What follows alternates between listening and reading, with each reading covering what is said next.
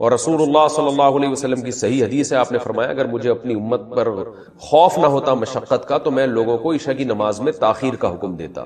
تو مشقت کا خوف تھا اس لیے آپ نے اس کو واجب نہیں قرار دیا، لیکن افضل بہرحال یہی ہے کہ عشاء کی نماز اگر 9 گھنٹے کی رات ہے اور 8:30 بجے ٹائم شروع ہو رہا ہے تو 11:30 بجے پڑھی جائے، یہ سب سے افضل وقت ہے. 1/3 رات کے بعد پھر تاخیر کرنا یہ غیر افضل ہے، ناپسندیدہ ہے آدھی رات تک. اب آدھی رات کب ہوگی؟ جیسے 8:30 بجے عشاء شروع ہو رہی ہے اور 9 گھنٹے کا ہے تو یہ 4.5 گھنٹے میں آدھی رات ہو جائے گی، یعنی 8:30 9:30 10:30 11:30 12:30 1 بجے تک بھی آپ عشاء کی نماز پڑھ سکتے ہیں، جائز ہے، ثواب کم ہوگا. 1 بجے کے بعد کراہت ہے، یعنی آدھی رات کے بعد عشاء میں تاخیر کرنا مکروہ ہے، ناپسندیدہ ہے. پھر جتنی تاخیر کریں گے اتنی ہی کراہت بڑھتی چلی جائے گی، مکروہ اس میں مکروہ والا عنصر بڑھتا چلا جائے گا. تو اس لیے حتی الامکان آدھی رات سے پہلے عشاء پڑھ لینی چاہیے، اور افضل ہے کہ 1/3 رات تک اس کو مؤخر کیا جائے. لیکن یہ خواتین کے لیے ہے یا ان لوگوں کے لیے ہے جو سفر میں ہو اور جماعت سے نماز نہ پڑھ رہے ہوں کسی وجہ سے. اگر آپ محلے میں رہتے ہیں، مسجد میں جماعت سے نماز سے پڑھنا چاہتے ہیں تو پھر جماعت کی نماز کو ترجیح دی جائے گی، اور جماعت کی نماز جلدی ہوتی ہے. ہمارے ہاں 9:15 بجے عشاء کی نماز ہو رہی ہے، حالانکہ اصل وقت تو 11:30 بجے. لیکن وجہ کیا ہے کہ نبی صلی اللہ علیہ وسلم بھی 1/3 رات تک تاخیر اس لیے نہیں کرتے تھے کہ صحابہ پر شاخ نہ گزرے. تو اگر مسجدوں میں اتنی دیر سے جماعت کی نمازیں ہونا شروع ہو جائیں گی تو اس بات کا امکان ہے کہ لوگ نماز چھوڑ دیں گے سستی میں. تو نماز کو بچانا اور جماعت سے پڑھنا یہ زیادہ امپورٹنٹ ہے. آپ انفرادی نماز پڑھیں 1/3 رات تک مؤخر کرنے سے، یعنی انفرادی طور پر 1/3 رات تک مؤخر کرنے سے افضل ہے کہ آپ جلدی پڑھ لیں مگر جماعت سے پڑھیں.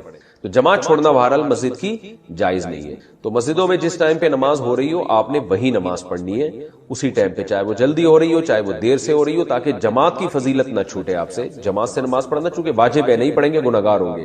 اور اگر انفرادی پڑھنی ہو کسی عذر سے تو پھر بہتر یہی ہے، جیسے خواتین تو انفرادی پڑھتی ہیں گھروں کے اندر، تو پھر بہتر یہی ہے کہ 11:30 بجے تک مؤخر کیا جائے. لیکن یہ بھی اس خاتون کے لیے افضل ہے جس میں نیند کا بہت زیادہ غلبہ نہ ہو اور یہ بھی خطرہ نہ ہو کہ اتنی دیر سے سونے میں فجر قضا ہونے کا خطرہ نہ ہو.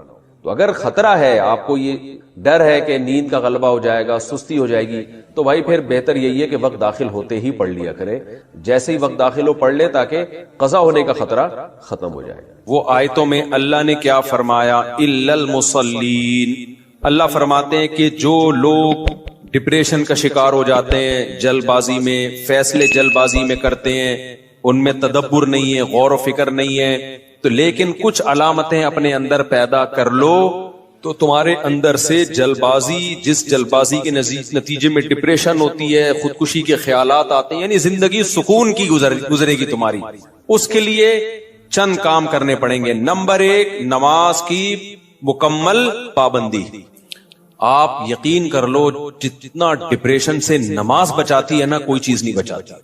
اسٹریس اور ڈپریشن کی 20 گولیاں ایک طرف، جس کا نماز میں دل لگ گیا نا بس اس کی زندگی مزے کی بن جاتی ہے.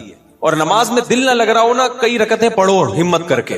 اصول بنا لو، جس کام میں دل نہیں لگتا نا وہ کام کرنا شروع کر دو، دل لگے گا اور پھر ڈبل لگنا شروع ہو جاتا ہے. میں بہت سی مثالیں دیتا ہوں نا، دوڑا نہیں جاتا چلنا شروع کرو، چلا نہیں جاتا ہلکا ہلکا چلو، اپنے نفس پہ بوجھ ڈالو. دیکھو یہ ٹینشن سے بچنا ایسی چیز ہے، جو ٹینشن سے دور بھاگتا ہے نا ٹینشن اس کے پیچھے آتی ہے، اور جو ٹینشنیں پالتا ہے وہ ہمیشہ ٹینشن فری زندگی گزارتا ہے. وہ ٹینشن ہے جو جائز ٹینشن ہے، جو صحت کے لیے مفید ٹینشن ہے، ان کی بات کر رہا ہوں میں. تو جو لوگ آپ نے دیکھا ہوگا محنتی ہوتے ہیں، سارا دن کام کاج میں مشغول رہتے ہیں، وہ خوش ہوتے ہیں، ہے یا نہیں؟ گھروں میں جو دو طرح کی خواتین ہوتی ہیں، ایک پھوڑ، نہ کام نہ کاج، کچن گندا پڑا ہوا ہے، واش روم پیمپر بچے کے اتارے ہوں پھینک دیے.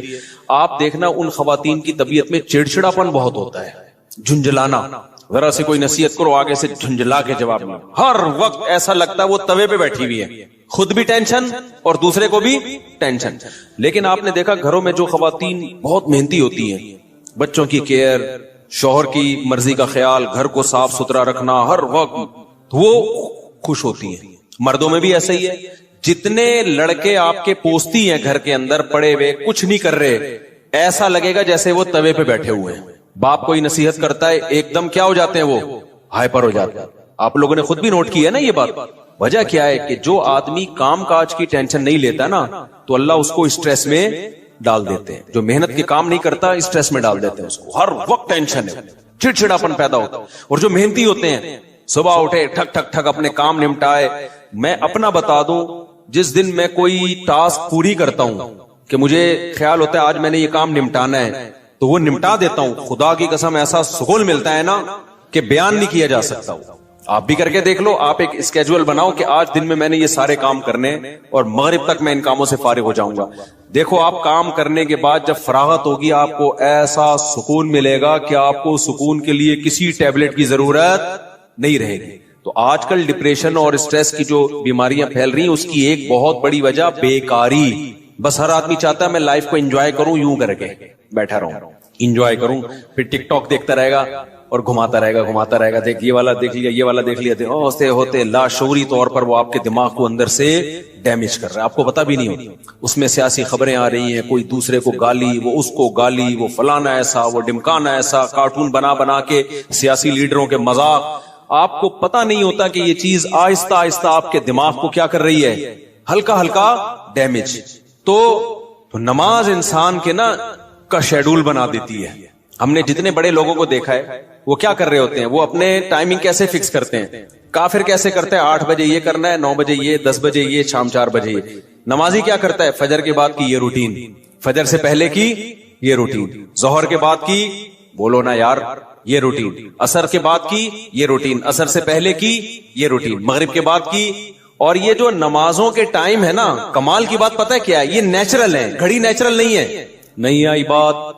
سورج جب نکلتا اور غروب ہوتا ہے نا تو فطری طور پر انسان کی باڈی کے اندر تبدیلیاں آ رہی ہوتی ہیں, فطری طور پر. تو اسلام چونکہ دین فطرت ہے نا تو اس نے اوقات بھی کیسے رکھے ہیں, نیچر کے حساب سے رکھے ہیں.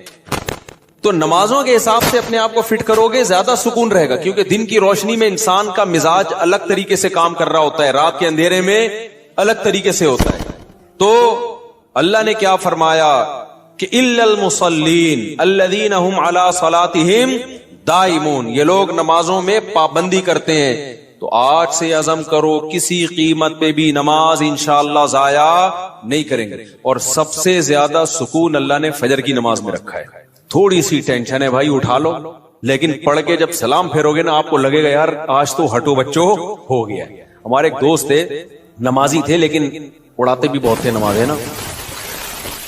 اب وہ بہت پرانی بات ہے, 15-20 سال پرانی بات, بالکل ینگ تھے تو نائٹ فال بھی ہو جاتا ہے جوان آدمی کو. ایک دن کیا ہوا, میں نے ان کو بولا بھائی آپ کو سفر میں حضر میں کہیں بھی ہونا, آپ نے غسل کر کے نماز پڑھنی ہے. وہ جاب کرتے تھے کسی کمپنی میں, انہوں نے کہا یار ادھر میں رات کو سوؤں اور نائٹ فال ہو جائے, کون غسل کرے گا, کیا ہے بھائی بڑی ٹینشن ہے یار.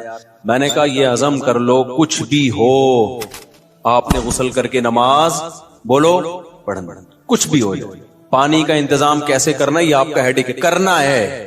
تو اللہ انہیں جزائے خیر دے, انہوں نے ہماری وصیت پر عمل کیا. ایک دن پھر انہوں نے بتایا کہ سردیاں تھیں, غسل فرض ہو گیا, صبح پریشان ہوں کہاں سے پانی لے کر آیا, کہیں جنگل منگل میں ہو گیا, کوئی پروجیکٹ ہوتا ہے نا, پانی لایا اور پھر کس طریقے سے میں نے بڑی ٹینشن میں سردی میں غسل کیا. کہتے ہیں خدا کی قسم اس کے بعد جو نماز پڑھی ہے, ان کے الفاظ ہیں, اتنا لطف اور اتنا مزہ آیا کہ اب میں آگے کہہ رہا ہوں ہٹو بچو ہو گیا. یہ ہٹو بچو ان کے نہیں تھے, یہ میرے الفاظ, اتنا مزہ آیا.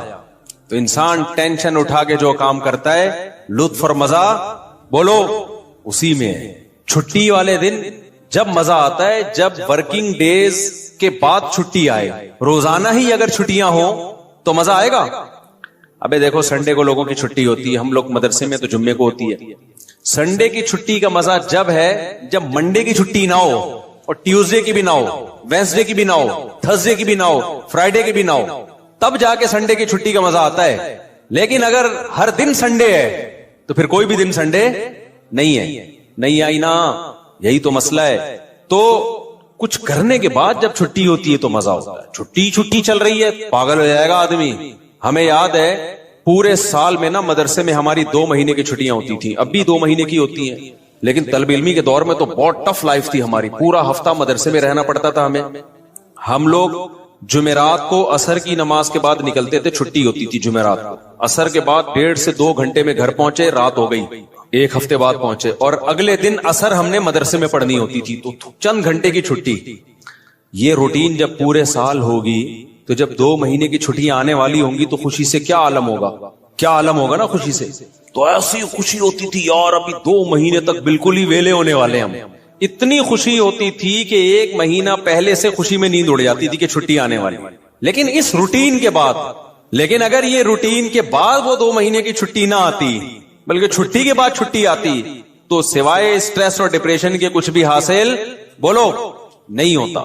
یہ میں پوری تقریر آپ کو سمجھانے کے لیے کر رہا ہوں کہ اپنے آپ کو پریشانیوں میں یعنی ورک کی ٹینشن میں, کاموں کی ٹینشنوں میں ڈالو گے تو سکون ملے گا, اور اگر صرف سکون کی خاطر فارغ رہنا سیکھو گے تو سکون نہیں ملے گا آپ کو. سکون ہمیشہ کام کے لوگوں کو ملتا ہے, خوش رہتے ہیں, بھاگتے دوڑتے لوگ ہمیشہ خوش رہتے ہیں. اور جو پڑے ہوئے ادھر گٹر کے ڈھکن پہ بیٹھ گئے, گپے مارنا شروع کر دی جیسے کراچی کے لونڈے لپاڑے کرتے ہیں, یہی ہو رہا ہے. بیٹھے تو اٹھ ہی نہیں رہے, نہ نماز کے ٹائم پہ اٹھ کے جا رہے ہیں, کچھ بھی نہیں, بیٹھے ہیں. آپ کیا کر رہے ہیں, پان سے ایک پیک نکال کے ادھر پھینکی, پھر اٹھ کے گھر گیا, وہاں تھوڑی سی ابا سے صلواتیں سنی, سو رہا ہے تو پھر ٹک ٹاک پہ لگ گیا, لگے پوری رات گزر گئی, پھر اپنی مرضی سے سو گیا, پھر اٹھ گیا, پھر جب سوتے سوتے تھک گیا تو اٹھ گیا, تھک گیا تو کیا ہو گیا, اڑ گیا. اب کیا کریں, وہی کریں جو کل کیا تھا, دوبارہ سے اسی ڈھکن پہ جا کے بیٹھو. ہو سکتا ہے 2-4 بے وقوف ابھی بھی وہیں بیٹھے ہوئے ہو, پھر دوبارہ ڈھکن پہ جا کے. گٹر کے ڈھکن تو جو چوری ہونے سے بچ گئے ہیں نا, وہ یہی والے ڈھکن ہیں جن پہ لوگ آ کے بیٹھتے ہیں, باقی تو سارے چوری ہو گئے. اب حضرت مفتی تقی عثمانی صاحب کی عمر ماشاءاللہ کافی ہو گئی ہے, لیکن صحت عمر کے لحاظ سے بہت اچھی, حالانکہ اتنی بزی اور اتنی ٹف لائف گزاری ہے انہوں نے. 8 گھنٹے مطالعہ کا معمول رہا ہے ایک دور میں, لیکن ہم جب بھی حضرت سے ملتے ہیں حضرت خوش طبع ہیں, تو حضرت بہت خوش مزاج ہیں. حالانکہ اتنا مصروف آدمی تو دیکھنے میں لگتا ہے خوش مزاج ہو ہی نہیں سکتا. جتنے میں نے دیکھے نا مصروف, میرے شیخ حضرت مفتی رشید احمد صاحب بہت بزی رہتے تھے. حضرت تو اتنے بزی تھے, حضرت فرماتے تھے کہ اپنی زندگی کا شیڈول ایسا بنانا چاہیے کہ ایک بوتل میں پانی بھرا ہوا ہے, بوتل میں کیا ہے, پانی بھرا ہوا, اور ڈھکن لگا دیا آپ نے. اب اس میں ایک قطرہ پانی جب جائے گا جب پرانا ایک قطرہ نکلے گا. بات سمجھ میں آ رہی ہے؟ ایک قطرے کی بھی جگہ نہیں ہے, ایک قطرہ جب اس میں جائے گا جب ایک قطرہ پہلے سے اس میں نکالا جائے گا. تو فرمایا اگر یہ قطرہ زیادہ قیمتی ہے تو پرانے قطرے کو نکالو, اس قطرے کو ڈالو. یہ قطرہ پرانے قطرے سے زیادہ قیمتی نہیں ہے تو اسی کو رہنے دو, لیکن ہوگا ریپلیس ہی ہوگا, نیا آئے گا پرانا نکلے گا. تو فرماتے تھے کہ اپنی زندگی, اپنے جو 24 گھنٹے کے اوقات کو اس طرح سے بوتل میں پانی کی طرح بھر دو کہ اب آپ کوئی اگر کام کرنا چاہتے ہو تو پرانا کوئی کام ڈسٹرب ہوگا تو پھر نیا کام ہوگا. نہیں آئی بات میرا خیال. جیسے ابھی جو روٹین چل رہی ہے نا پبلک کی, وہی کیا چل رہی ہے, کوئی بھی نیا کام کرنا چاہیں تو کر سکتے ہیں کیونکہ پرانا کوئی کام کوئی کر ہی نہیں رہے. 10 کام مزید شروع کر سکتے ہیں کیونکہ فارغ ہی فارغ ہیں. جبکہ ہمارے حضرت کا کیا تھا کہ حضرت نے اگر کوئی نیا کام کرنا ہے نا, کوئی بھی, جیسے کسی کتاب کا مطالعہ کرنا ہے تو پہلے سے جو کام ہو رہا ہے نا اس کا ناغہ کرنا پڑے گا. تو پھر اس میں کمپیئر کیا جائے گا کہ پرانا کام زیادہ قیمتی ہے یا نیا کام. یعنی کاموں کا حرج تو ہوگا کیونکہ 24 گھنٹے مصروف ہیں تو کام کا حرج تو ہوگا, لہذا نئے کام کے لیے ٹائم نہیں ہے. نیا کام اس میں جب داخل ہوگا جب نیا پرانے سے بھی زیادہ امپورٹنٹ ہوگا. مثال کے طور پر 24 گھنٹے آپ کا ایک اسکیجول ہے, ایک شیڈول ہے. اب نیا کام کیا ہے, آپ کی بچی بیمار ہے, ایمرجنسی میں ہاسپٹل لے کے جانا ہے, لیکن آپ کا وہ مطالعے کا ٹائم ہے یا ورزش کا ٹائم ہے یا اور کوئی بزی یا جاب کا ٹائم ہے. تو اب آپ کیا کرو گے بھائی, نقصان تو ہوگا, آفس کا ناغہ ہوگا, ناغہ تو ہوگا, لیکن اب یہ کام ان تمام کاموں سے زیادہ اہم. بچی کی جان تو بچانی ہے نا, یا اپنی جان ہو یا بچی کی جان ہو. تو اس طرح سے ہونا چاہیے. آپ کہہ سکتے ہیں لو بھائی یہ تو زندگی کا مزہ ہی کرکرا ہو جائے گا, 24 گھنٹے اپنے آپ کو ایسا بزی بنا کے رکھو, یہ تو انسان نہیں, یہ تو گدھا ہو گیا نا. میں سمجھا پا رہا ہوں اپنی بات جو میں بیان کر رہا ہوں, مجھے لگ رہا ہے آپ کے چہروں سے ایسا لگ رہا ہے کہ شاید میں سمجھا نہیں پا رہا. بھائی آپ کہیں گے کہ ہمیں اپنے آپ کو خوش رہنے کے لیے, شریعت پہ چلنے کے لیے 24 گھنٹے ہمیں اپنے آپ کو کیا رکھنا ہے, بزی رکھنا ہے. تو یہ تو انسان نہیں, یہ کیا ہو گیا بھائی, گدھا. تو گٹر کا ڈھکن کہاں گیا اس میں, تو زندگی کا مزہ ہی کرکرے ہو گئے. تو دیکھو 24 گھنٹے بزی رکھنے کا مطلب یہ نہیں ہے کہ مطالعے میں, پڑھائی میں اور ہر وقت ایسے کاموں میں جس سے تھکاوٹ ہی ہو, بلکہ اس میں تفریح بھی, وہ بھی ضروری کاموں میں داخل ہے.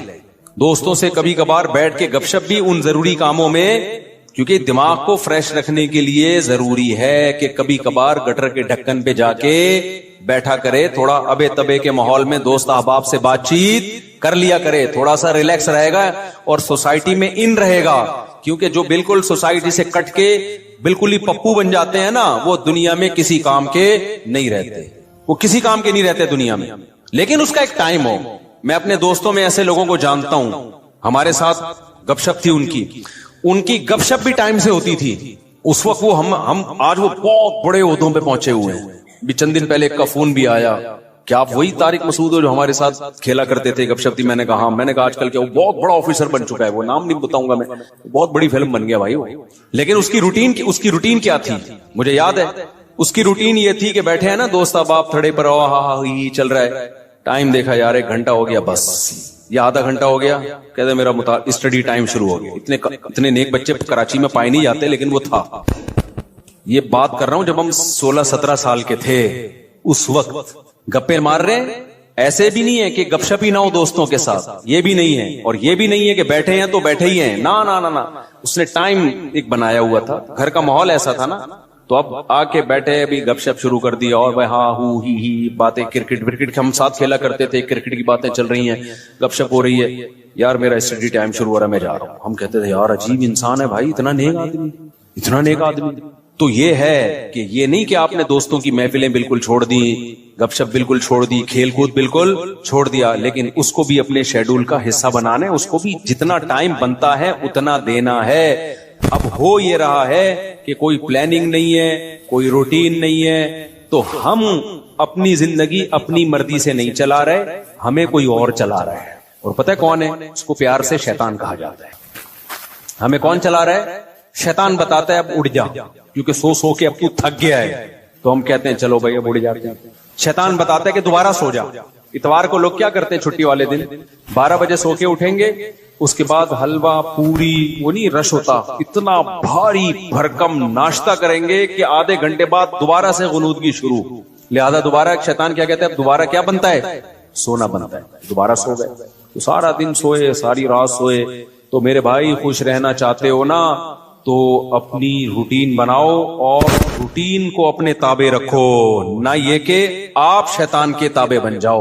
بار بار میں ایک مثال دیتا ہوں, گھوڑے کی لگام اگر آپ کے ہاتھ میں ہوگی تو گھوڑا آپ کی مرضی سے سفر کرے گا. ابھی ہو یہ رہا ہے کہ ہم نے اپنی لگام گھوڑے کے ہاتھ میں پکڑا دی ہے, گھوڑا ہمیں بتاتا ہے کہ تو نے کدھر جانا ہے. بڑے لوگوں کی ایک بڑی زبردست بات ہے کہ اگر آپ کی زندگی گزارنے کی اپنی کوئی پلاننگ نہیں ہوگی تو آپ کسی دوسرے کی پلاننگ کا حصہ بن جاؤ. دیکھو یہ چرسی ہیروئنچی ہے نا, ان کی اپنی کوئی پلاننگ نہیں ہوتی زندگی گزارنے کی, یہ ہوتی ہے. اگر انہوں نے پلاننگ سے اوقات طے کیے ہوتے کہ ہم نے یہ کرنا ہے, صبح اٹھ کے یہ کرنا ہے, دوپہر یہ کرنا ہے, شام کو یہ کرنا ہے, اپنی پلاننگ ہوتی تو چرس پیتے ہی ہے. کیا ہو گیا بھائی, بولو نا, نہیں پیتے. اپنی کوئی پلاننگ نہیں تھی, ایم ہی اٹھ کے ایک دن نکلے, ایک دوست نے چرس پکڑائی. تو اب یہ کس کی پلاننگ کا حصہ بن گئے؟ چرس اور ہیروئن کے جو اسمگلر ہے نا, ان کی پلاننگ تھی ہم نے پیسہ کمانا ہے, تو وہ کروڑ پتی بن گئے, کیونکہ ان کی کوئی پلاننگ نہیں تھی. تو یہ لوگ ان کی پلاننگ کا حصہ بن کے انہوں نے اپنا بیڑا غرق کر دیا, ان کو ارب پتی بنا دیا. ہر دفعہ ایسا ہی ہوتا ہے. آپ کی اپنی پلاننگ نہیں ہے کہ میں نے کتنی دیر فیس بک پہ بیٹھنا ہے, کتنی دیر یوٹیوب پہ بیٹھنا ہے, بس آپ نے بیٹھ گئے تو کوئی پلاننگ نہیں ہے.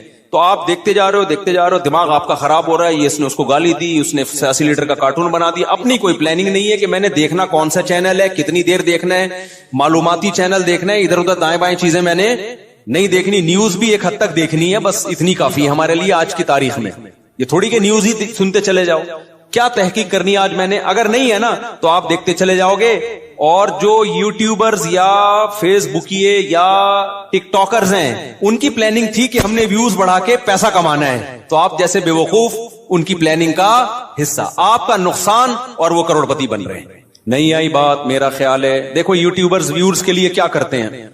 فلانے مولوی نے, مفتی طارق مسعود نے آج انجینئر کے پرخچے اڑا دیے, حالانکہ میں نے کہیں نہیں ایسے اڑائے ہوتے. وہ ایک دم وہ لگائے گا نا ایک وہ تھمبنیل پہ, ابے تمہیں کیا کرنا ہے پرخچے اڑائے کہ نہیں اڑائے؟ تمہیں کسی مسئلے کی تحقیق کرنی ہے, کسی خاص مسئلے کی, تو تم اس مسئلے کو دیکھو. یار مفتی طارق مسعود نے اس مسئلے طلاق کے مسئلے کی تحقیق کرنی ہے, یا اور کوئی مسئلہ, یار اس پہ میں سرچ کر رہا ہوں, مجھے ضرورت ہے, یا یہ کاروبار حلال ہے یا نہیں ہے, میں ڈراپ شپنگ کرتا ہوں, اب ڈراپ شپنگ ہے حلال, چلو مفتی طارق مسعود ڈراپ شپنگ لکھ کے سرچ کرو. یہ آپ کی پلاننگ ہوگی. اس میں آپ کو فائدہ ہوگا. لیکن ہو کیا رہا ہے, یوٹیوبر اٹریکٹ کرنے کے لیے تھمبنیل پہ عنوان لگائے گا, مفتی طارق مسعود دوبارہ جہلم. کل ایسا ہی ہوا, میرے سامنے آتا ہے, میں نہیں دیکھتا کہ یار میں, حالانکہ میں دیکھ سکتا ہوں نا کہ کیا کہا ہے بھائی اس نے. کل ایک میرے سامنے سے ویڈیو گزری, اس پہ لکھا مفتی طارق مسعود دوبارہ جہلم پہنچ گئے. میں کراچی میں بیٹھ کے دیکھ رہا ہوں, میرا بھی دل چاہ رہا تھا نا میں کلک کروں, کیا خیال ہے یار میرے بارے میں جھوٹ کیوں بولا, کیا بولا, میں نہیں کیا کلک. میں نے کہا وہ بے وقوف ہے, ہم تھوڑی بے وقوف ہیں بھائی, ہمیں پتا ہے جھوٹ ہے. جھوٹ آگے ہو سکتا ہے اندر جو مضمون ہو وہ یہ ہو کہ جانا چاہ رہے تھے لیکن نہیں گئے, ہو سکتا ہے یہ لکھا ہوا اس نے, یہ لکھا ہوا, لیکن سچ لکھا ہے جھوٹ لکھا ہے, میں کیا کروں گا, میرا تو ٹائم ویسٹ ہوگا نا, میں کام کی چیز دیکھوں نا. لیکن میں نے ویوز دیکھے پبلک کا رجحان دیکھنے کے لیے کہ پتہ نہیں کتنے ویوز آئے ہوئے تھے اس پہ, اور جا کے لے کے کمنٹس میں گالیاں دی ہوں گی لوگوں نے کہ بھائی کیا کر رہا ہے, جھوٹ کیوں بول رہا ہے. لیکن آپ کی جب اپنی کوئی پلاننگ نہیں ہوتی تو آپ دوسروں کی پلاننگ کا حصہ بن جاتے. اب یوٹیوبر کی پلاننگ تھی ویورز کے ذریعے پیسے کمانے, اس کو پتا ہے ایسا عنوان لگائیں گے تو دھڑا دھڑ ویوز آئیں گے, آپ کا ٹائم ویسٹ ہو رہا ہے. آپ نے جب دیکھا پہنچے تو ہیں نہیں, ٹھیک ہے نا, ایسی جھوٹ بولا ہوا اس نے, اس کے پیسے بن رہے ہیں اور آپ کا ٹائم ویسٹ, اور آپ ڈپریشن میں, پھر زبان گندی کر کے گالیاں کمنٹس میں الگ. تو ان تمام چیزوں کا آپ کو کچھ بھی حاصل نہیں ہوا, اس لیے کہ آپ کی پہلے سے کوئی پلاننگ تھی نہیں کہ کیا چیز دیکھنے کی ہے اور کیا چیز دیکھنے کی نہیں. آپ کی تھی نہیں, بس آپ نے جا کے. تو اصول یاد رکھو, آپ کی اپنا لائف سٹائل نہیں ہوگا تو آپ ہمیشہ دوسرے کے لائف کا حصہ بن جاؤ, اس کی ترقی کا حصہ بن جاؤ گے. کیونکہ دیکھو شیطان ہر وقت پلاننگ میں لگا ہوا ہے. یا تو ہوتا نا شیطان بھی پلاننگ نہ کر رہا ہوتا, ہم بھی پلاننگ نہ کرتے, تو نہ ہمیں کوئی نقصان ہوتا نہ شیطان کو کوئی فائدہ ہوتا, نہ ہمیں فائدہ ہوتا نہ نقصان ہوتا. لیکن ہو یہ رہا ہے کہ ہم اگر پلاننگ نہیں کرتے تو ہماری پلاننگ کون کر دیتا ہے, شیطان. وہ اس نے بنا کے بیٹھا ہوتا ہے, فارغ ترین آدمی ہے تو اس کو اب اس کام میں لگاؤ, ٹھیک ہے نا. تو یہ بہت اہم بات ہے. تو اپنے جو لائف سٹائل کو چینج کریں, ان میں اس کی معمولات کی ابتدا کہاں سے ہوگی, نماز سے. سمجھتے ہوگے نہیں سمجھتے, ابتدا کہاں سے ہوگی یار, سب سے پہلے کیا کرنا ہے, نماز ٹھیک کرنی. اب شیطان دوسرا حملہ کرے گا آپ کے اوپر. شیطان سے بڑی فلم اس کائنات میں پیدا نہیں ہوئی ہے. شیطان کہے گا ٹھیک ہے پہلے نماز تو شروع کر لے, پھر باقی چیزیں چرس بات میں چھوڑ دینا. اور یہ جو گٹر کے ڈھکن پر پوری رات بیٹھا رہتا ہے, یا انٹرنیٹ پر 6 گھنٹے بیٹھا رہتا ہے, ہر وقت ٹک ٹاک پہ بیٹھا رہتا ہے, یہ اگلے سٹیپ میں, پہلے نماز, تو نہ نماز صحیح ہوگی نہ اگلا سٹیپ شروع ہوگا. یہ ایسا ہی ہے جیسے ہم کہتے تھے ہفتے کے دن سے ہم پڑھائی شروع کریں گے, 1 جنوری, اگلے سال کی 1 جنوری سے. وہ 1 جنوری کبھی آتی ہے, یا 1 محرم کبھی آتا ہے, وہ کبھی بھی نہیں آئے گا. جب جنوری آئے گی نا, آپ بولو کہ اسلامی سال سے کروں نا, 1 محرم سے کروں گا, میں مسلمان ہوں, میں انگریز تھوڑی ہوں. نہ وہ 1 محرم کبھی آئے گا نہ وہ 1 جنوری. حافظوں کو نا پہلا پارا بہت پکا یاد ہوتا ہے, پتہ ہے کیوں؟ حافظوں کو جوش اٹھتا ہے, یار کچا ہوتا جا رہا ہے, اب دوبارہ سے یاد کرو. تو پہلے پارے سے شروع کرتے ہیں, اس کے بعد جوش ٹھنڈا ہو جاتا ہے, پھر بھولنا شروع کر دیتے ہیں, پھر ناغے کرتے ہیں, پھر کئی دنوں کے بعد خیال ہوتا ہے یار قرآن بھولتا جا رہا ہوں, دوبارہ شروع کرو, پھر پہلا پارا. تو پہلا پکا ہو جاتا ہے, باقی سارا ایسے کہ ایسے ہی رہتا ہے. تو اس لیے پلاننگ میں یہ ہو کہ سب سے پہلے نماز کو مضبوط کرنا ہے, لیکن یہ نہ ہو کہ جب تک نماز ٹھیک نہیں ہوگی باقی چیزیں ٹھیک نہیں ہیں. سب چیزوں کو ایک ساتھ ٹھیک کرنا ہے, سمجھ رہے ہو؟ جس نے یہ کیا نا پہلے یہ پھر وہ, تو نہ یہ ہوگا اور نہ وہ ہوگا. اور ہر کام میں ایکسیلنسی پیدا کرنے کی کوشش تو کرنا ہے, لیکن اگر نہ ہو تو اس کام کو چھوڑنا نہیں ہے, گرتے پڑتے کرنا ہے. آپ نے نیت کر لی, جیسے نمازی بننا چاہتے ہو نا تو نیت کرنی پڑے گی میں 40 دن تکبیر اولیٰ سے نماز پڑھوں گا, ایک نماز بھی میں 40 دن تک تکبیر اولیٰ سے نہیں چھوڑوں گا. یہ ہے ایکسیلنسی. لیکن اب کیا ہوگا, 2-4 دن کے بعد تھوڑا جوش ہلکا ہوا, ایک دن تکبیر تحریمہ کا ناغہ ہو گیا, تکبیر اولیٰ کا ناغہ ہو گیا, یہ نماز کا ناغہ ہو گیا. شیطان کہے گا تیرے بس کا نہیں ہے, اب نہیں ہو سکتا. شیطان سے بولو میں نے ریکارڈ تو بنانا ہی نہیں ہے بھائی, ہو گیا نا دوبارہ سے شروع کر دوں میں, کیا خیال ہے؟ کیونکہ یہ انسان کے ساتھ ہوتا ہے, بہت مشکل ہے بھائی بالکل ایک دم سے ایکوریٹ ہو جانا. گرتے پڑتے ہی لوگ اللہ کی طرف جاتے ہیں. اگر سارے ایک دم سیدھے چلنا شروع ہو جاتے تو یہ حدیث پھر کیوں ہوتی کہ نبی صلی اللہ علیہ وسلم نے فرمایا, اللہ تعالیٰ فرماتے ہیں من تقرب الی شبرا تقربت الیہ باعا, جو ایک بالش میری طرف چل کے آتا ہے میں ایک ہاتھ اس کی طرف چل کے جاتا ہوں, اور جو میری طرف چل کے آتا ہے اتیتہ ہرولا, میں اس کی طرف دوڑ کے جاتا ہوں. یہ حدیث ہے ہی یہ سمجھانے کے لیے کہ آپ پہل تو کرو, آنا تو شروع ہو, گرتے پڑتے ہی آؤ. کچھ آپ کرو گے, کچھ کون کرے گا, کچھ اللہ کرے گا. تو کیا کرنا ہے بھائی؟ اپنے شیڈول کو، اپنے اسکیجول کو تبدیل کرنے کے لیے سب سے پہلے ابتدا کہاں سے کرنی ہے؟ نماز سے۔ بھائی اب زندگی میں نماز کبھی بھی نہیں چھوٹے گی۔ اب نماز میں اپنے آپ کو پابند کرنے کے لیے چند چیزیں ہیں۔ سب سے پہلا کام کیا کرنا ہے؟ ایک دم سے قضاء عمری شروع نہ کرو، زیادہ بوجھ ہو جائے گا۔ قضاء عمری تو پڑھنا لازم ہے، لیکن پہلے تھوڑا سا اپنے آپ کو ادا نمازوں کا عادی بنا لو۔ 40 دن تو بناؤ نا کم از کم عادی، پھر اس کے بعد قضاء عمری شروع کرو۔ ایک دم سے زیادہ بوجھ آ گیا تو نہ ادھر کے رہو گے نہ ادھر کے رہو گے۔ ایک دم سے نا، ایک دم امام مہدی بننے کی کوشش کرتے ہیں لوگ، ایسے ایک دم صوفی بنے گا، جا رہا ہے، قضاء عمری بھی چل رہی ہے ساتھ ساتھ، آج لگتا ہے کہ بس یہ کہاں پہنچ گیا ہے۔ وہ بخار ہوتا ہے، چند دنوں میں وہ کافور ہو جاتا ہے، اڑ جاتا ہے۔ تو نماز کا عادی بنانے کے لیے کرنا کیا ہے؟ اپنے اوپر کوئی جرمانہ رکھنا ہے، سزا رکھنی۔ بھائی مجھ سے اگر فجر کی نماز چھوٹ گئی تو اس دن ناشتہ بولو نہیں کرو، ناشتہ اسی دن ہوگا جس دن فجر کی نماز ہوگی۔ سزا دو اپنے آپ کو۔ حکیم اختر صاحب رحمہ اللہ تعالی فرمایا کرتے تھے، یہ کتنی بڑی بے غیرتی ہے کہ اللہ نے کہا تھا نماز پڑھو فجر کی، آپ اللہ کا حکم آپ سے اتنا سا پورا نہیں ہوا اور صبح پراٹھے کھانے کے لیے ناشتے پہ بیٹھ جائے۔ کتنی بڑی بے غیرتی ہے نا، کہ اللہ کی نعمتوں سے تو پھوڑنے کے لیے آ جاتے ہیں، بس جو اللہ نے کام لگایا وہ ہو نہیں رہا۔ تو غیرت کا تقاضا بھی ہے، فجر گئی تو ناشتہ بھی گیا۔ اے اللہ اب ہمارے منہ سے تو نوالا اترے گا نہیں۔ کتنا مزہ آتا ہے صبح ناشتہ کرنے میں نا، آپ کو نہیں آتا، مجھے تو بہت آتا ہے۔ خیر کتنا لطف ملتا ہے جب بھوک لگ رہی ہو اور انسان مزے کا ناشتہ کرے۔ تو یہ اللہ ہم سے کام بہت کم لیتا ہے، نعمتیں ہمیں بہت زیادہ دیتا ہے، اور اس فجر پڑھنے میں بھی ہمارا ہی فائدہ ہے، سکون ہمیں ہی مل رہا ہے، صحت بھی اچھی ہوتی ہے، جلدی اٹھنے میں آکسیجن ملتی ہے۔ اور صبح کی جو دھوپ ہے نا، یہ جو ٹھنڈی دھوپ ہوتی ہے صبح کی، سرخ دھوپ، یہ وائٹامن ڈی بہت تیزی سے بڑھاتی ہے باڈی میں لگے۔ دھوپ ویسے بھی وٹامن ڈی بڑھاتی ہے، چاہے دوپہر کی دھوپ ہی ہو، لیکن جب سورج سرخ ہوتا ہے یہ والی دھوپ بہت زیادہ آپ کی باڈی کو مضبوط کرتی ہے، ہڈیوں کو مضبوط کرتی ہے۔ تو ہمارا ہی فائدہ اس میں۔ تو اپنے آپ کو نماز کا پابند بنانے کے لیے کیا کرنا ہے؟ بھائی فجر چھوٹ گئی، ناشتہ گیا، ظہر چھوٹ گئی تو کچھ پیسے رکھ لو۔ ہر آدمی اپنے حساب سے پیسے رکھے کہ اتنے پیسے میں، اب میں یہ نہیں کہوں گا کہ ظہر چھوٹ گئی تو لنچ بھی گیا، کیونکہ سزا اتنی دے انسان جتنی ایفورڈ کر پائے، ورنہ ہوگا یہ کہ آپ نہ سزا پہ عمل کرو گے نہ نماز۔ بہت زیادہ سزا دینا بھی ٹھیک نہیں ہے۔ اب مثال کے طور پر آپ نے کہا کہ فجر گئی تو میں اپنی گردن ہی اڑا دوں گا، تو کون اڑائے گا بھائی؟ خام خب وہ بات کرو نا جو پاسبل ہے۔ یا فجر ہو گئی تو اپنے آپ کو سگریٹ، فجر گئی تو سگریٹ سے جلاؤں گا اپنے آپ کو، تو سزا اتنی جو ایفورڈ، یا فجر گئی تو 10 لاکھ روپے صدقہ کروں گا، ایسا نہیں ہوتا، نہ 10 لاکھ صدقہ کرے گا بھائی، اتنا نیک ہوتا تو پڑھ ہی نہ لیتا۔ تو سزا اتنی ہونی چاہیے جو اتنی ہلکی بھی نہ ہو کہ کوئی تکلیف ہی نہ ہو، اور اتنی بھاری بھی نہ ہو کہ سزا ہی نہ دی جا سکے۔ وہ ہر آدمی خود فیصلہ کرے اپنے بارے میں۔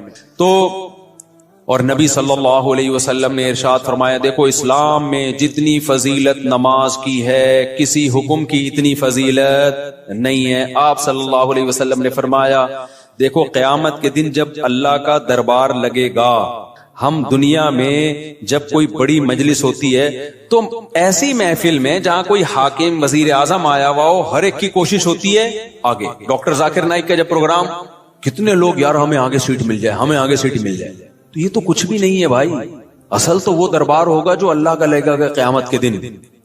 تو اس میں جس کو آگے سیٹ ملے گی نا، حقیقت میں وہ واقعی فخر کرے گا۔ تو نبی صلی اللہ علیہ وسلم نے فرمایا اس دن آگے کا ٹکٹ کس کو ملے گا؟ حدیث کا مفہوم بیان کر رہا ہوں کہ نمازوں میں جو سب سے آگے ہوا کرتے تھے، اگلی صف میں ہوا کرتے تھے، کیونکہ اللہ کا ایک دربار دنیا میں لگتا ہے جس میں اللہ نظر نہیں آتا، ہمیں بس ایمان لائے ہیں بھائی اللہ کا دربار ہے، تو غیب ہے۔ تو اس میں جو آگے آگے ہوگا، تو جب سچی مچی کا دربار لگے گا جس میں اللہ موجود ہوگا، تو نبی صلی اللہ علیہ وسلم نے فرمایا جو صف میں سب سے آگے ہوتے تھے قیامت کے دن بھی وہ اللہ کے ہاں سب سے آگے ہوں گے، اور جو صفوں میں جتنا پیچھے ہوتے تھے قیامت کے دن بھی وہ صفوں میں اتنا پیچھے ہوں گے۔ کچھ لوگوں کی عادت ہوتی ہے ایک رکعت نکالنا فرض ہے۔ ہمارے محلے میں ایک صاحب ہوا کرتے تھے، فجر میں لازمی ایک رکعت نکلتی تھی ان کی۔ اچھا فجر 5 بجے ہو رہی ہے تو وہ 5:05 پہ آ رہے ہیں۔ ہم ان سے کہتے تھے یار ایک رکعت کیوں نکالتے ہو، تھوڑا 2 منٹ پہلے آ جاؤ۔ کہتے یار اصل میں رات کو نیند پوری نہیں ہوتی۔ پھر جب نماز 5:15 پہ ہوئی تو بھی ایک رکعت نکل رہی ہے۔ یہ ایک بیماری ہے، میں آپ کو بتا رہا ہوں بھائی اب تو 15 منٹ زیادہ مل گئے نا، تو زیادہ مل کے ان کی نیند اسی حساب سے آگے جا رہی ہے. حتیٰ کہ سردیوں میں جب 6:45 پہ نماز ہو رہی ہے پھر بھی 1 رکعت نکل رہی ہے.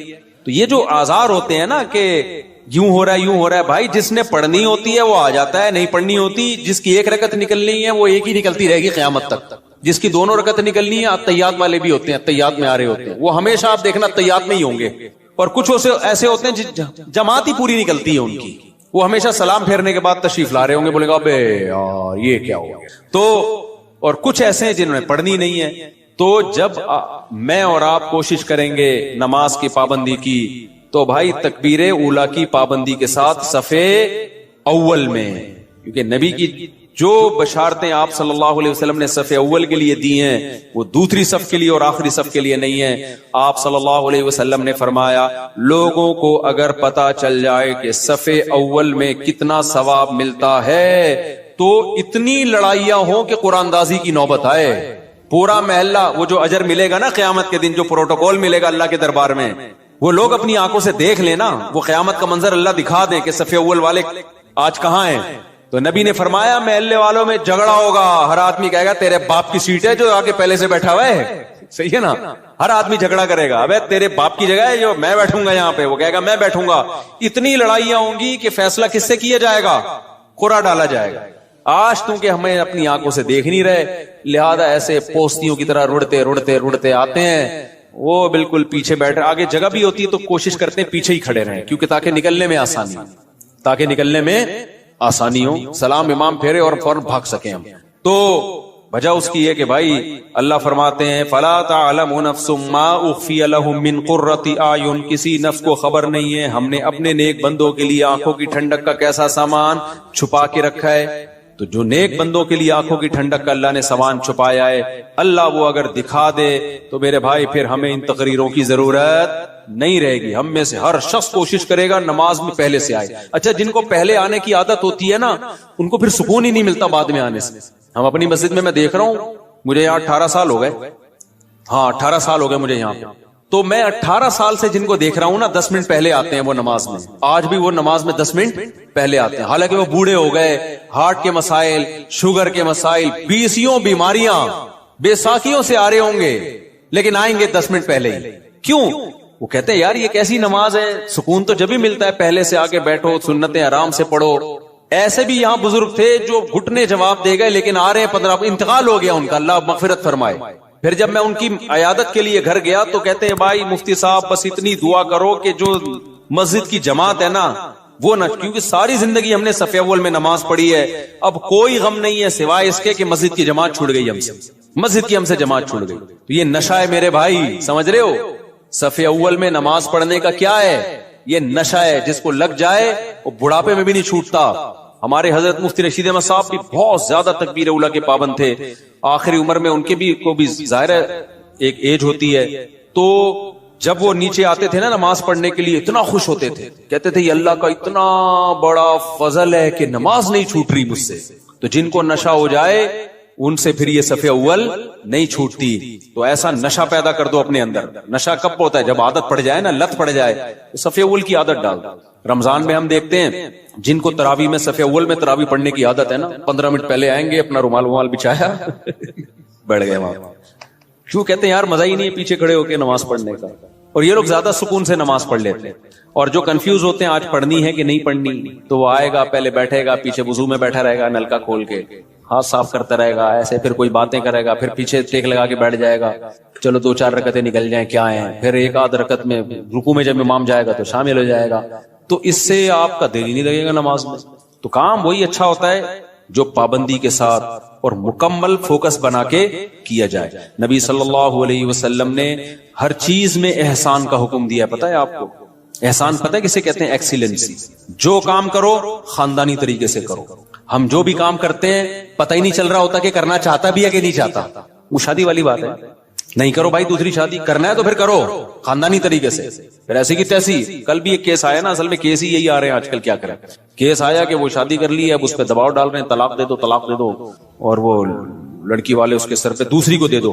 تو میں نے کہا کرنا ہی نہیں تھا جب دم نہیں تھا، جب کر لیا تو بولا جاؤ تمہاری ایسی. اب میں نے کہا اگر ڈر گیا نا، کنفیوز ہو گیا یار دوسری کو چھوڑوں نہیں چھوڑوں، میں نے کہا اس سے ڈپریشن میں جائے گا. کام تو کر لیا, اب بول بھائی میرے ٹکڑے کر دو, مجھے بم سے اڑا دو. میں نے کہا اس میں سکون ملے گا. میں نے کہا دیکھو میں تمہیں سمجھا رہا ہوں, سکون مل رہا ہے نا؟ کہتے ہیں ہاں مل رہا ہے. میں نے کہا اس سے مطلب یہ سکون اسی میں ہے. ہو گیا ایسی کی تیسی. ہم لوگ بولیں گے 2 نمبر ہے, بولے ہم 2 نمبر ہیں. لوگ بولیں گے برا آدمی, بولے ہم ہیں. ہم کم نے کب کام بہت نیک آدمی ہے. تو جو بھی کام ایکسیلنسی کے ساتھ ہوتا ہے, صحابہ کرام جب نماز پڑھا کرتے تھے کتنے خشوع و خضوع سے پڑھا کرتے تھے, تبھی نمازوں میں ان کو مزہ آتا تھا. ہم نماز پڑھ رہے ہوتے ہیں, مسجد کی طرف آ رہے ہوتے ہیں ایسے جیسے قبر سے مردے کو اکھاڑا جا رہا ہے, بستر سے ایسے اٹھتے ہیں, مسجد میں ایسے آتے ہیں جیسے پولیس جیل کی طرف لے کے جا رئی ہے. پھر وہاں بیٹھے ہوتے ہیں بار بار, کبھی یوں کر کے دیکھ رہے ہیں, کبھی پیچھے مڑ کے امام کو دیکھ رہے ہیں کہ آ کیوں نہیں رہا. بھائی تمیز سے منہ نیچے کرے بیٹھ جاؤ, 30 سیکنڈ لیٹ ہو جائے گی نا نماز زیادہ زیادہ. پھر سلام کے بعد فوراً ایک دم نا ایسے جیسے توے پہ بٹھایا ہوا ہے, ہلنا شروع ہو جائے گا کہ اٹھوں کیسے میں یہاں سے. سکون سے. نبی صلی اللہ علیہ وسلم نے فرمایا جتنی دیر انسان نماز کے انتظار میں ہوتا ہے اللہ کی ہاں اتنی دیر نماز ہی کی حالت میں ہوتا ہے. اس کو نماز کا ثواب ملتا رہتا ہے, اس کو نماز کا ثواب ملتا رہتا ہے. اور جتنی دور سے چل کے آئے گا, آپ صلی اللہ علیہ وسلم نے فرمایا ہر قدم پہ اللہ ایک نیکی دیں گے اور ایک گناہ اس کا معاف کریں گے. کتنے فضائل ہیں میرے بھائی نماز پڑھنے کے. نبی صلی اللہ علیہ وسلم نے فرمایا, کیا پیاری حدیث ہے یار, اس سے تو بڑا مزہ آتا ہے. نبی نے فرمایا کہ میری امت قیامت کے دن اپنے چہروں کی سفیدی سے پہچانی جائے گی, کیونکہ اتنا وضو کیا ہوگا نا اس نے زندگی میں. اب جو 15 سال کی عمر سے نماز پڑھ رہا ہے, 15 دفعہ روزانہ دن میں منہ دھوتا ہے کہ نہیں دھوتا؟ اور یہ وہ منہ کا واش کرنا نہیں ہے جو گورے واش کرتے ہیں, یہ عبادت کے طور پہ منہ کا دھونا ہے. یہ جو ہم چہرہ دھوتے ہیں دن میں 15 دفعہ, بازو دھوتے ہیں دن میں 15 دفعہ, پاؤں دھوتے ہیں دن میں 15 دفعہ, 3 دفعہ دھویا جاتا ہے نا. تو یہ صرف واشنگ نہیں ہے کہ سروس ہو رہی ہے آپ کی, یہ دھونا بطور عادت ہے یا عبادت کے طور پر ہے؟ بتاؤ. یہ عبادت کے طور پہ دھویا جا رہا ہے, منہ اللہ نے حکم دیا. تو آپ سوچو جس نے 40 سال 50 سال اللہ کے حکم پہ دن میں 15 دفعہ منہ دھویا ہوگا, تو کیا اس کے چہرے پہ کوئی ایسی علامت نہیں ہوگی جس سے پتا چل جائے کہ اس کا چہرہ دوسرے چہروں سے بہت پاکیزہ ہے؟ کیونکہ اس بار بار منہ دھونے سے جو منہ کے گناہ ہیں, بازوؤں کے گناہ ہیں, پاؤں کے گناہ ہیں, وہ دھل رہے ہیں, ان میں روحانیت پیدا ہو رہی ہے, نورانیت پیدا ہو رہی ہے. یہ نورانیت دنیا کی آنکھوں سے نظر نہیں آتی, لیکن یہ نورانیت قیامت کے دن اللہ ایسی آنکھیں دے دیں گے جس سے لوگوں کو یہ نورانیت نظر آنا شروع ہو جائے گی. غرم محجلین. آپ نے فرمایا کہ اتنا واضح ہوں گے نا اہل اسلام قیامت کے دن, جو نمازی تھے اتنے واضح ہوں گے نا ان کے چہرے, فرمایا جیسے سارے سیاہ گھوڑے ہوں اور ان میں ایک سفید پیشانی والا گھوڑا ہو اور اس کے سفید پاؤں ہو. گھوڑوں میں یہ بڑی خوبصورتی سمجھی جاتی تھی کہ مکمل سیاہ ہو لیکن پیشانی کیا ہو, سفید, اور پاؤں کیا ہو, سفید. صرف پاؤں میں سفیدی کے نشانے سے گھوڑے میں بڑا حسن پیدا ہوتا ہے. تو آپ نے فرمایا کہ سارے سیاہ گھوڑوں میں اگر سفید پیشانی والا گھوڑا ہوگا تو فوراً الگ پہچان ہوگی کہ نہیں ہوگی؟ ہے بھائی ایک گھوڑے ہیں, اب آپ کا گھوڑا ان گھوڑوں میں مکس ہو گیا سب کے کلر, تو آپ جا کے غور سے دیکھو گے, لیکن آپ کا گھوڑا سفید پیشانی والا تھا, باقی سارے کالے, فوراً پہچان جاؤ گے بھئی یہ کس کا گھوڑا ہے, یہ میرا. تو نبی نے فرمایا میں اپنے امتیوں کو پہچاننے میں کوئی کنفیوژن نہیں ہوگی, کیونکہ وضو کی کثرت کی وجہ سے سب کے چہرے نورانی ہوں گے, سفید ہوں گے, سب کے بازو کیا ہوں گے, نورانی اور سفید. جتنا ایریا وضو میں کور ہوتا ہے نا سارا سفید ہوگا. سفید کا مطلب نور نکل رہا ہوگا اس سے, نورانی چہرے ہوں گے. تو یہ ہلکی چیز نہیں ہے بھائی نماز کا قائم کرنا. شاعر اسلام میں سے دیکھو, ہر مذہب کا کوئی خاص نشان ہوتا ہے جس سے پتہ چل جاتا ہے یہ آدمی اس مذہب سے بلونگ کرتا ہے. ہوتا ہے کہ نہیں ہوتا؟ ہندو عورتوں کے یہاں کیا ہوتی ہے, بولو, ٹیکا بندیا ہوتی ہے نا, تو جس عورت کی ہوتی ہے ہمیں فوراً پتہ چل جاتا ہے یہ کیا ہے بھائی. منہ سے بولنے پر گورنمنٹ نے پابندی لگائی ہے تو ٹھیک ہے بھائی. جس خاتون کے یہاں ٹیکا ہوتا ہے 99% چانس ہوتا ہے کہ یہ کیا ہے, ہندو ہے, ہندوؤں کا کلچر ہے. یہاں سلیب لٹکا ہوا ہے تو فوراً پتہ چل جاتا ہے بھائی یہ کیا ہے, یہ عیسائی. خاص علامات ہوتی ہیں ان کی. اور اسی طرح یہودیوں کی ایک خاص کیپ ہوتی ہے, اتنی سی کیپ یہاں رکھی بھی ہوتی ہے, ماشاءاللہ داڑیاں تو ایک اچھا کام کرتے ہیں, بڑی داڑھی رکھتے ہیں, چھوٹی سی یہاں کیپ ہوگی, خاص ڈریس ہوتا ہے ان کا. پہلے تو ہمیں یہودی کہیں نظر ہی نہیں آئے تھے کراچی میں. اب دنیا میں ٹریولنگ ہوتی ہے تو بہت سارے, میں بعض دفعہ دم کروانے جانے لگا تھا, میں نے کچھ لگ رہا ہے بخاری کے کوئی استاذ بیٹھے ہوئے, اتنے داڑھی کی وجہ سے ویسے چہرہ تو نورانی ہو ہی جاتا ہے, اتنی بڑی بڑی داڑھی. امریکہ میں اور کینیڈا میں تو جاپان میں بھی میں نے دیکھے. تو میں سمجھا کہ کوئی بخاری پڑھانے والے مدرسے کے استاد ہیں. میں نے کہا جا کے دم کراتا ہوں. انہوں نے کہا رکھ کے چماڑ لگے گا, دم نہیں کرا بھائی یہودی. تو ہانگ کانگ میں دیکھے ہم نے اتنی بڑی بڑی داڑھیوں والے یہودی. تو اس لیے میں غامدی صاحب سے کہتا ہوں کہ یہودیوں سے عبرت حاصل کرو. یہودیوں کا مذہب اتنا پرانا, پھر بھی داڑھی کا انکار نہیں کیا اب تک انہوں نے. اتنے لبرل, اتنے سیکولر ہو گئے کیونکہ تورات میں داڑھی لکھی ہوئی ہے. موسیٰ علیہ السلام کی تعلیمات میں تھا داڑھی بڑھاؤ. تو کتنا کچھ یہودیوں نے اپنے دین کو چینج کر لیا, داڑھی اپنے مذہب سے نہیں نکال سکے. اور ہمارے مسلمان اسکالر, جبکہ ہمارے پاس نبی کی بخاری مسلم کی صحیح حدیثیں, آف اللحا, داڑیاں بڑھاؤ, خود نبی کی داڑھی, اور حکم دیا جا رہا ہے رکھو نہیں بڑھاؤ. تبھی کم از کم ایک مٹھی واجب ہے, اس لیے کہ بڑھانے کا حکم ہے. اگر ایک مٹھی سے بھی کم ہوگی تو بڑی بھی تھوڑی ہوگی. پھر وہ اہل حدیث تو اس کی ظاہر پر عمل کرتے ہیں کہ بھائی بڑھاؤ. اچھا, اس میں لوگ اہل حدیثوں کا مذاق اڑاتے ہیں, اتنی بڑی بڑی داڑیاں. میں کہ تم مذاق مت اڑاؤ. وجہ اس کی یہ کہ بہرحال وہ کس کا سہارا لے رہے ہیں, حدیث کا سہارا لے رہے ہیں. آف اللحا, کیونکہ کسی صحیح حدیث میں ہمیں داڑھی چھوٹی کرنے کا حکم نہیں ملتا. تو اس لیے اب کسی کا مذاق اڑانا اس بیس پہ کہ وہ بڑی داڑیاں رکھ رہے ہیں اور یہ غلط ہے بھائی. وہ اس میں سہارا کس کا لے رہے ہیں, نبی کی حدیث کا. آف اللحا, چھوڑ دو اپنے حال پہ. ہم عبداللہ بن عمر کے قول سے استدلال کرتے ہیں, ان کے عمل سے, کہ وہ ایک مٹھی سے زیادہ کاٹ دیا کرتے تھے اور صحابہ نے کسی پر ان پر اعتراض نہیں کیا. تو یہ گنجائش ہے. تو لیکن نص تو ہے نا بہرحال ان کے پاس, تو اس میں مذاق نہیں بنتا کہ آپ مذاق اڑانا شروع کر دیں یا کسی کی نیت پہ شک کرنا شروع کر دیں. بہرحال اسلام میں حکم داڑھی کاٹنے کا نہیں ہے, کس کا ہے, بڑھانے کا. تو غامدی صاحب نے کیا کیا, انکار کر دیا کہ ایکچولی کلچر تھا. بھائی کلچر تھا تو نبی آرڈر کیوں دے رہے ہیں؟ نبی ان کا کلچر تو عربوں کا کھجور کھانا بھی تھا, تو آپ نے کھجور کھانے کے آرڈر دیے ہیں. کہ عربوں کا کلچر تھا لنگی پہننے کا, آپ نے کہیں لنگی کا آرڈر دیا ہمیں؟ عربوں کا کلچر تھا گدھے کی سواری کا, تو آپ نے آرڈر دیا ہمیں گدھے کی سواری کرو. بھائی بطور مذہب اور بطور دین کے داڑھی بڑھانے کا آپ نے حکم دیا ہے, کیونکہ آپ نے فرمایا 10 چیزیں پیغمبروں کی فطرت ہیں. تو فطرت کی مخالفت تغییر خلق اللہ کہلاتی ہے. ان میں داڑھی بڑھانا, مونچھیں گھٹانا, بغلوں کے بال صاف کرنا. تو کیا بغلوں کے بال صاف کرنا آپشنل ہے کیا؟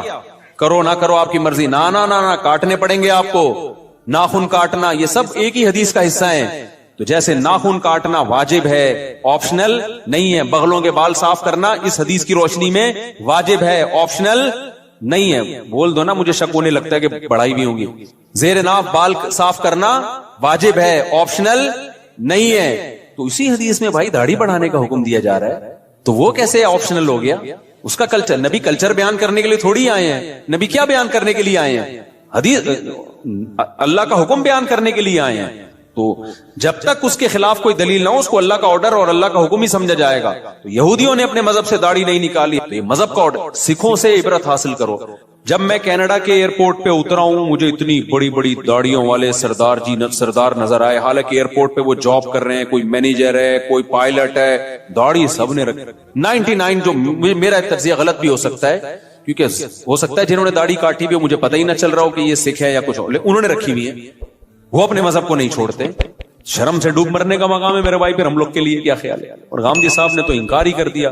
تو ہمارے تو پیغمبر دیکھو, یوسف علیہ السلام سے زیادہ کوئی خوبصورت تھا, لیکن آپ کی بھی کیا تھی؟ داڑھی.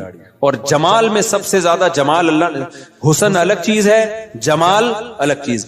حسن میں سب سے بڑا درجہ یوسف علیہ السلام کا, لیکن جمال جو حسن کے سے اوپر کی چیز ہے, وہ جمال سب سے زیادہ اس کائنات میں نبی صلی اللہ علیہ وسلم کو اللہ نے دیا ہے, اور یہ حدیث سے ثابت ہے. لیکن آپ صلی اللہ علیہ وسلم کی بھی داڑھی تھی. اس لیے میں غامدی صاحب اور ان کے فالوور سے کہتا ہوں کہ آپ سے نہیں رکھی جا رہی, آپ توبہ استغفار کر لو, لیکن انکار مت کرو بھائی. آپ تحریف دین جو ہے یہ زیادہ بڑا جرم ہے. تو اور ہمت کر کے رکھ لو, کیا جا رہا ہے یار. خیر, تو کہاں سے کہاں بات چلی گئی, کیا بات کر رہا تھا میں؟ ہاں, میں کہہ رہا تھا اسلام کے شاعر ہوتے ہیں نا, جیسے ہندوؤں کے خاص شعار ہے, سکھوں کا ایک خاص شعار ہے, داڑھی ہوتی ہے, پگڑی ہوتی ہے, یہ ان کا شعار ہے. عیسائیوں کا سلیب ہے. تو مسلمانوں کا شعار کیا ہے؟ مسلمانوں کا شعار کوئی خاص لباس نہیں ہے. شاعر اسلام میں سب سے بڑی چیز ہے نماز, کہ 5 ٹائم مسلمان مسجد میں حاضری دیتا ہے. یہ دنیا میں کوئی مذہب اپنے عبادت گاہوں میں 5 ٹائم حاضری دیتا ہے.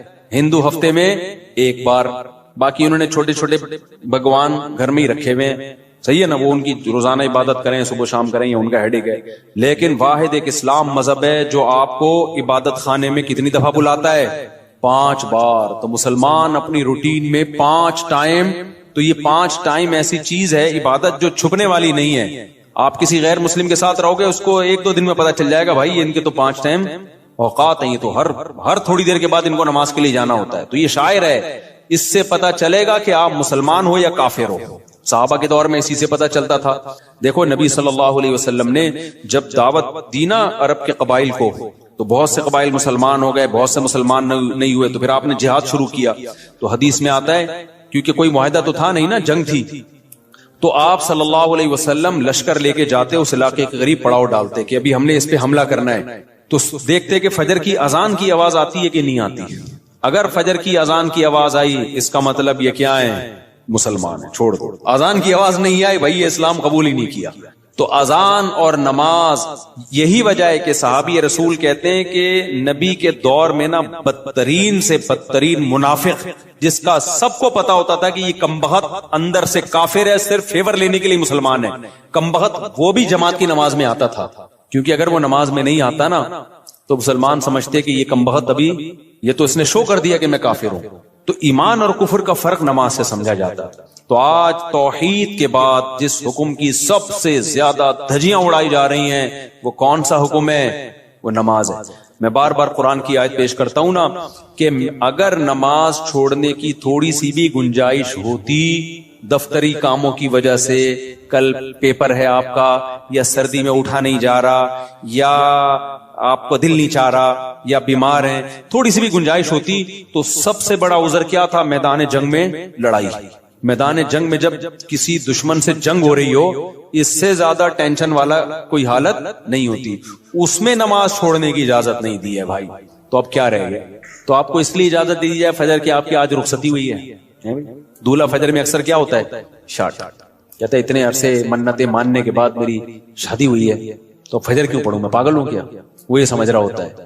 اور جو محلے کے لوگ ہوتے ہیں نا، جو آپ کے دوست، وہ کسی کو دیکھیں نہ دیکھیں، دولہا کو سب چیک کر رہے ہوتے ہیں آج فجر میں آیا کہ نہیں آیا. بڑے ہوشیار ہیں. دولہا کو سب کیا کر رہے ہوتے ہیں؟ چیک کر رہے ہوتے ہیں. ایک بندے کی، ہمارے دوست کی شادی ہوئی، وہ کبھی بھی فجر میں نہیں آتا تھا. شادی ہوئی تو پہنچ گیا اور آدھا گھنٹہ پہلے سے آ کے بیٹھا ہوا ہے. میں نے کہا یار تم تو ویسے نظر کبھی نہیں آئے. نماز پڑھتا تھا لیکن جماعت نکل جاتی تھی. نماز پڑھتا تھا مگر جماعت نکل جاتی. میں نے کہا یا تو پورے سال پڑھ رہے ہوتے، اس سال اس رات کو بھی آ جاتے. ہم کہتے چلو یار ہمت کی اس نے. پورے سال کبھی میں نے آپ کو مسجد میں دیکھا نہیں، یعنی نماز پڑھتا تھا جماعت کے بعد آ کے، اور آج آپ آدھے گھنٹے سے آئے ہوئے ہو. کہتے یار سویا ہی نہیں ہوں. تو میں نے کہا نیند ہی نہیں آئی خوشی سے نا، خوشی سے نیند آئی نہیں ہے. تو اب میں نے کہا چلو آج پہلی دفعہ جماعت سے نماز پڑھ کے ریکارڈ قائم کروں. تو میں نے کہا میں تو آپ کو بہت نیک سمجھ رہا تھا، لیکن خیر یہ بھی غنیمت ہے. تو یہ شروع میں ہوتا ہے، خوشی سے نیند نہیں آتی. اس کے بعد کنواروں کو دیکھ دیکھ کے روتا ہے کہ کیسی گہری نیند سوتے ہیں یار، یہ کتنے گھوڑے بیچ کے سوتے ہیں، کوئی ٹینشن نہیں ہے. خیر تو بھائی آج سے عزم کرتے ہو کہ نہیں کرتے؟ سفر ہو، حضر ہو، لڑائی ہو، جھگڑا ہو، پہلے سے پلاننگ کرنی ہے. کیونکہ قرآن نے نماز پڑھنے کا حکم نہیں دیا. یحافظون، حفاظت کا مطلب جس چیز کی حفاظت کرنی ہوتی ہے پہلے سے پلاننگ کرنی پڑتی ہے نا، یا اینڈ ٹائم پہ کرتے ہو. دیکھو بینک سے آپ کو 1 کروڑ روپے لے کے نکلنا ہے، اب یہ حفاظت کرنی ہے کہ نہیں کرنی؟ تو آپ نے کیا کیا؟ بینک سے 1 کروڑ روپے لے کے باہر آئے، سڑک پہ آ کے سوچ رہے ہو کہ اس کی میں نے حفاظت کیسے کرنی ہے. کیا خیال ہے؟ کیونکہ آپ نے سن لیا تھا کہ 1 کروڑ روپے کی ہم نے حفاظت کرنی ہے، لہذا نکالے، باہر نکلے، اور ابھی شاپر میں پڑے ہوئے. اب آپ کہہ رہے ہو یار میں حفاظت اس کی کرنی ہے، میں نے پلاننگ کرنی ہے. ہو جائے گی حفاظت، کیونکہ ڈاکو پہلے سے پلاننگ کر چکا ہوگا. کہ کچھ بے وقوف ایسے ہوتے ہیں جو پیسے لے کے نکلتے ہیں، نکلنے کے بعد سوچ رہے ہوتے ہیں ان کو کہاں رکھنا ہے ہم نے. تو ایسے لوگوں کی حماقت سے ڈاکو فائدہ اٹھاتے ہیں. تو آپ نے جب حفاظت کرنی ہوتی ہے تو پلاننگ پہلے سے. یار 1 کروڑ کا چیک ہے، کیش لے کے نکلنا ہے میں نے، تو پہلے سے سوچو کہاں سے نکلوں، کن کو ساتھ لے کے جاؤں، کون سا شاپر ہوگا، بلیک کلر کا شاپر ہوگا، اور اس شاپر میں جوتے ہوں گے، اور جوتے کے اوپر ٹوپیاں ہوں گی، اور مسواکیں ہوں گی، اور خود بھی دھوتی بنیان، تاکہ دیکھنے میں لگے کہ یہ بھیک مانگنے گیا تھا بینک میں، دھکے دے کے نکال دیا گیا. ہمارے ایک دوست ہیں دبئی میں، ارب پتی تاجر ہے نا، وہ ڈائمنڈ کا بڑا بزنس ہے. وہ لوگ ڈائمنڈ لے کر آتے ہیں افریقہ سے. افریقہ میں ڈائمنڈ نکلتا ہے نا، وہاں بڑی لڑائی ہے، اتنے سے ڈائمنڈ کروڑوں روپے کا ہوتا ہے. میں نے کہا لاتے کیسے ہو؟ کہتے ہیں بھائی بڑی محنت کرنی پڑتی. ہم جاتے ہیں، حالانکہ اتنا بڑا تاجر ہے وہ، دبئی میں اس کی بہت میں نے جا کے دیکھا اس کا بزنس. تو کہتے ہیں ہم ایسے جاتے ہیں افریقہ کے جہاں پر یہ ڈائمنڈ نکلتا ہے نا, ہم دھوتی پہنتے ہیں, اوپر پھٹا ہوا بنیان, ایسے لگتا ہے کہ بیچارے کو 2 ٹائم سے کھانے کو روٹی نہیں ملی. کہہ رہے ہیں ایسے جا رہے ہوتے ہیں خراما بالکل غریبوں والا, لوگ سلام کر رہے ہوتے ہیں, ہو سکتا ہے کوئی 5 روپے ڈال دیتا ہو جیب میں, یار یہ میری طرف سے, منہ بھی ایسا بناتے ہیں کہ لگے کہ کبھی کھانے کو ملا ہی نہیں ہے اس کو. اور کہتے ہیں جو اگلا ہوتا ہے نا, جو ہمیں ڈائمنڈ دیتا ہے, وہ بھی ایسا ہی ہوتا ہے, اسے دیکھ کے بھی کوئی یہ نہیں کہہ سکتا کہ اس کی دھوتی میں ڈائمنڈ رکھا ہوا ہے. ایسے کہتے ہیں پارسل ہوتا ہے, وہاں سے آتا ہے, یہاں سے لیا کسی کو, کیونکہ اگر یہ جائے نا لینڈ کروزر میں بیٹھ کے 3 پیس سوٹ اور ٹائی میں, تو ڈاکوؤں کو پتہ چل جائے گا کہ یہاں خربوزے خریدنے نہیں آیا ہے. تو پلاننگ پہلے سے کرنی پڑتی ہے جب چیز قیمتی ہوتی ہے. بینک سے پیسے لینے ہیں تو پہلے سے پلاننگ, یار یہ کیش اماؤنٹ لے کے نکلوں گا کیسے, میں کون سے راستے سے جانا ہے, کس گاڑی میں جانا ہے. اور سونے کے تاجر جو میرے جاننے والے ہیں وہ ایسے ہی کرتے ہیں, وہ کہتے ہیں ہم پھٹپٹی سی بائک, اب ایسا نہ ہو ڈاکو پھٹپٹی بائکوں کو لوٹنا شروع کر دیں اس چکر میں. کہہ رہے ہم جب زیادہ گولڈ لے کے جاتے ہیں ایسی پٹپٹی سی بائک ہوتی ہے اور بالکل ہی ایسے ہولیا ہوتا ہے, جا رہے ہوتے ہیں, کوئی بھی نہیں روکتا ہمیں. تو کیا ہوتا ہے, یہ نماز کی بھی حفاظت کے لیے پہلے سے پلاننگ کرنی پڑے گی. اب سفر ہے آپ کا, ٹرین میں جانا ہے, جہاز میں جانا ہے, پہلے سے بھائی نماز کیسے پڑھوں گا. اب جیسے میرا سفر ہوتا ہے نا, تو میں کیا کرتا ہوں, عصر کی نماز اگر ایئرپورٹ پہ ہے, مجھے پتا ہے مغرب جہاز میں ہوگی, تو بھائی جہاز میں وضو کرنا بڑا مسئلہ ہے, تو واش روم سے پہلے فارغ ہو جاؤ, عصر کا وضو مغرب میں چلانا ہے. اب پلاننگ پہلے سے نہیں ہوگی تو عصر کا وضو کر کے نماز پڑھ کے بیٹھ گئے, تھوڑی دیر میں پیشاب آنا شروع ہو گیا.